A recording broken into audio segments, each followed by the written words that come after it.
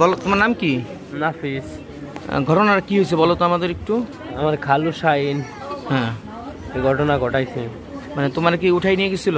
হ্যাঁ, উঠাই নিয়ে গেছিল। পরে পরে টর্চ লাইট দিয়া আর লাঠি দিয়া বাইরেছে।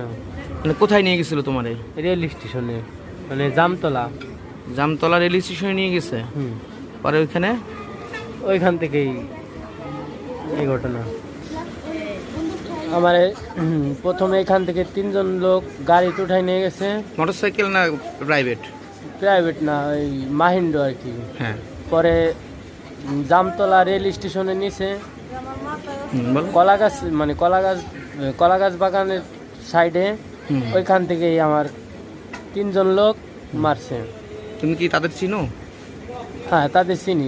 তারা আমার খালু হয়, আর খালুর 2 জন লোক। নাম কি? নাম শাহিন। আর 2 জনের তো নাম জানি না। মানে এই 3 জন ছিল। পরবর্তীতে কি করছো বলো? পরবর্তীতে সারা রাত মারছে, পরে আবার সকালবেলাও মারছে। মানে কি বলছে মারছে আর কি বলছে?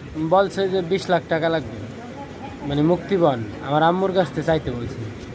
তারপরে তুমি ফোন দিছিলে বাড়িতে? বাড়িতে ফোন দিছিলাম। পরে ফোন দিয়ে টাকা চাওয়া হয়েছিল।